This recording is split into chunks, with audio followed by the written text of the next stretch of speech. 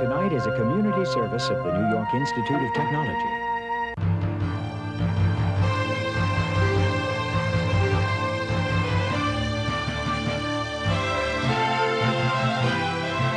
Covering the news of Nassau and Suffolk County's Long Island News Tonight with Ken Eckhart, Carol Peck, and the award-winning LI News team. Good evening, I'm Carol Peck. Here's what's happening. Another storm brought a few more inches of snow to our area today, with accumulations of 2 to 3 inches. But transportation officials weren't going to let the weather cause a repeat of the problems we had last week after a blizzard dumped more than a foot of snow across our area. More than 300 flights at area airports were canceled even before the first flakes hit the ground. And the Long Island Railroad ran 8 additional eastbound trains from Penn Station this afternoon to help commuters get home.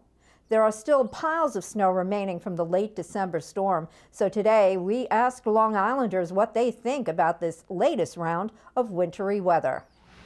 I love the snow. I went to the University of Vermont in Burlington, and I enjoy the cold and I enjoy the beauty of the snow. Of course, I'm always concerned that somebody can get hurt in it, but I live in a rural part of East Norwich, and I just watch the snow come down in my backyard.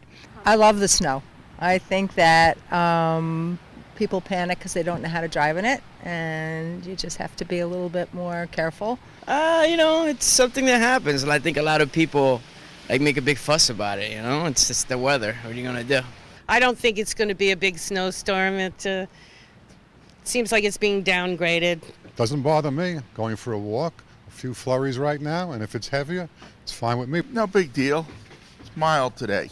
The forecast calls for a few more snow showers tomorrow, and AccuWeather.com says meteorologists are monitoring a potentially big storm that could affect parts of the East Coast on Tuesday.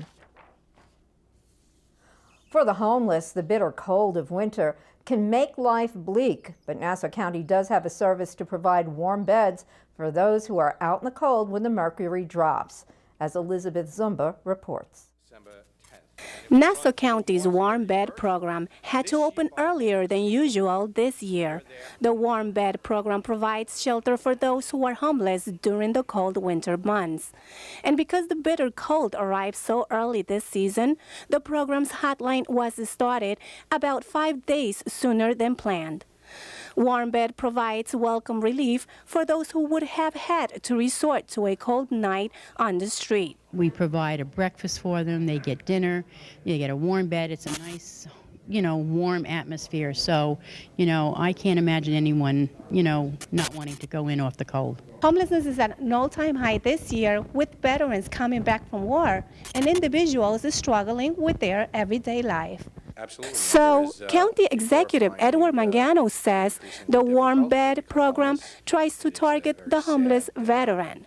Veterans will be placed in housing just with other veterans, and that will allow us to go in and provide some specific services, counseling, and try to get, our brave veterans back into a permanent housing situation. And Director of Veteran Affairs, Patrick Engstrom, says the Warm Bed Housing Program for Veterans offers a special service.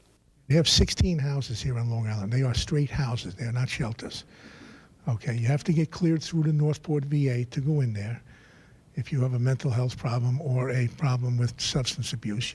It's estimated there are about 10,000 homeless veterans in Nassau County. The Nassau County Winter Warm Bed Homeless Hotline is operating now through March 31st. In Garden City, Elizabeth Zumba, LA News Tonight.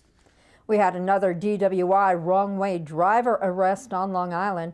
37-year-old Roger Cabral of West Babylon was charged today with aggravated driving while intoxicated. Suffolk County Police say Cabral was observed on Straight Path in West Babylon, making a left-hand turn eastbound into the westbound lanes of Route 109. He's one of more than a dozen drivers over the past couple of months charged with driving the wrong way on a Long Island roadway. A man linked through DNA evidence to the 1989 murder of a New Jersey woman on Long Island has been sentenced to 25 years to life in prison. Joey Buthayer was found guilty of murder last November in the strangulation of 22-year-old Dorothy LeConte of North Bergen, New Jersey. The victim was visiting relatives on Long Island. Her body was found near a small creek by Hempstead High School. She had also been raped. Bethea was arrested in 2009 and charged with stealing a donation jar from a gas station. His DNA linked him to the unsolved Long Island murder.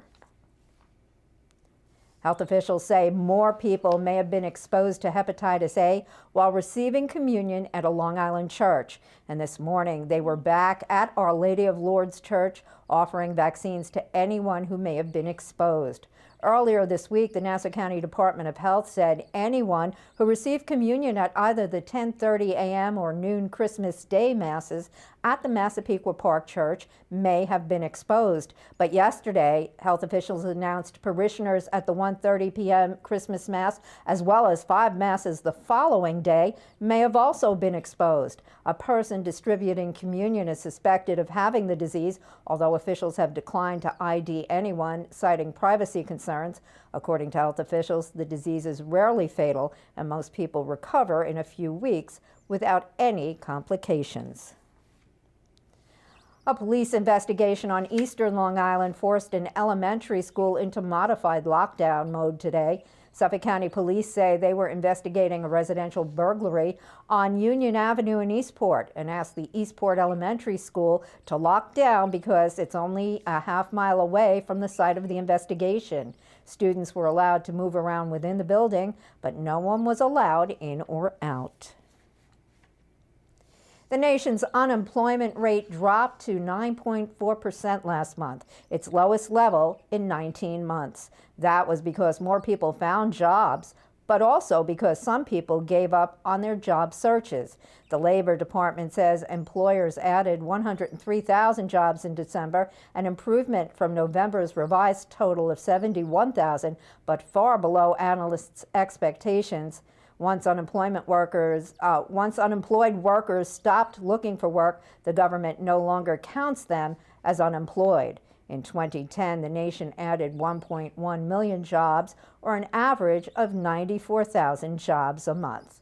Stay with us. We'll have more news and weather right after this, as LI News Tonight continues. JB Buno, LI News Tonight.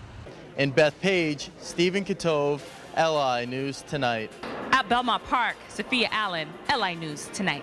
These are just a few of the people who have been reporting the news for LI News Tonight over the past year, and you could be one of them. Television news is an exciting and challenging career that could put you in the middle of what's happening and in touch with the people who are making the news. A career in television news journalism can offer you the opportunity to work as a reporter, camera person, or videotape editor, or any number of behind-the-scenes jobs, including producing or manning the assignment desk. And it's a career that can be yours by joining the LI News Tonight news team.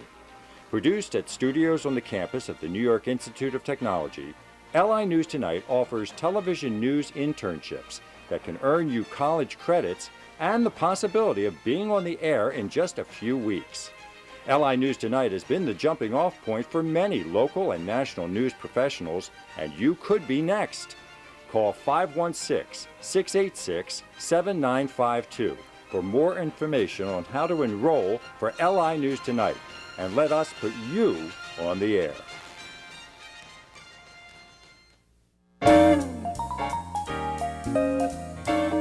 Breast cancer patients can learn to get organized at a free workshop at Adelphi University's Alumni House in Garden City on Tuesday, January 11th at 7 p.m. To pre-register, call 516-877-4325. Older adults can take a class in chair yoga at the Long Beach Public Library on Friday, January 14th at 9:05 a.m. For more information, call 516-432-7200. See a model train exhibition created by the Long Island Railroad Museum at the Northport Public Library on Saturday, January 15th from 9 a.m. till 5 p.m. and Sunday, January 16th from 1 till 5 p.m. For more information, call 631-261-6930 or take in a classical piano concert at Freeport Memorial Library on Sunday, January 16th at 2:30 p.m. For more information, call 516-379-3274. If you have an event you'd like included on the LI News Tonight community calendar, send it to linewstonight@nyit.edu. In news from around the world, the second largest member of Pakistan's ruling coalition has reversed its decision to join the opposition, restoring the bloc's parliamentary majority and saving the government from possible collapse. A senior leader of the MQM party says they made the decision today for the sake of the democracy and the country. The move comes a day after the government announced it would reverse recent fuel price hikes MQM had pointed to as one of the reasons for leaving the coalition. The prospect of the government's falling came at a time when Pakistan is grappling with a struggling economy and relentless militant attacks. Armenia's National Security Service has cast doubt on reports out of Iran that an American woman was arrested while trying to enter that country from Armenia. Iranian news media have reported that 55-year-old Hal Talayan was arrested last week on spying charges, although Iranian state television has denied it. A spokesman for Armenia's security service said today no one with that name ever entered Armenia, so that person could not have left the country for Iran. The state-owned Iran newspaper said the American woman had spying equipment or a microphone concealed in her teeth when customs officials detained her. That report said she arrived in Iran from neighboring Armenia without a visa. The Irish government is investing over $5 million to bring its arts to the United States. The major year-long initiative will feature 2,000 artists and 400 events. Irish officials say every art form will be represented in the 40-city Imagine Ireland project, including theater, dance, literature, music, film, and visual arts. Highlights include a 5-month exhibition and performances at the New York Public Library for the Performing Arts. Gerald Barry's opera, The Importance of Being Earnest, will have a world premiere with the Los Angeles Philharmonic, and other U.S. partners include the National Gallery of Art in Washington, Emory University in Atlanta, the Annenberg Center in Philadelphia, and the Shakespeare Theater in Chicago. Suffolk County will start using the ShotSpotter gunshot detection system in Huntington Station. That announcement was made yesterday by County Executive Steve Levy, who says that village was chosen because of a recent spate of crimes. As we've previously reported, the Jack Abrams School in Huntington Station was closed over the summer after a series of nearby shootings. The ShotSpotter will alert the local police precinct within seconds to shots fired in the area and pinpoint their location. Nassau County has been using ShotSpotter for more than a year. However, this is Suffolk's first try using that technology. An Oceanside man was charged today with a November burglary in Oceanside. According to detectives, 43-year-old Richard Wolf threw a cinder block through the front glass window of Cold Cut City on Atlantic Avenue and stole the cash register. It was all captured on store surveillance video, and Wolf left blood evidence at the scene. Wolf has also been charged with criminal mischief. 20 servicemen from New York whose bodies have gone unclaimed for months or longer will receive full military honors at a National Veterans Cemetery service. The service will be held tomorrow at Calverton National Cemetery on Long Island. The Department of Veterans Affairs says it's the largest of its kind in U.S. history. It's part of a national initiative in recent years to clear a massive backlog of unburied or unclaimed remains of both veterans and non-veterans. The effort is backed by the Missing in America Project, which has been organizing funerals for forgotten veterans since 2006. We had snow across the island today with a high in the 30s. Tonight, partly cloudy skies with a low in the mid-20s. Saturday, snow showers with a high around 30. Sunday, sunny but windy with a high in the lower 30s. Monday, sunny with a high in the lower 30s. And the outlook for Tuesday, snow showers possible with a high in the 30s. And that's it for NYIT LI News Tonight. I'm Carol Pack. Thanks for watching. We'll see you again on Monday. Have a good weekend.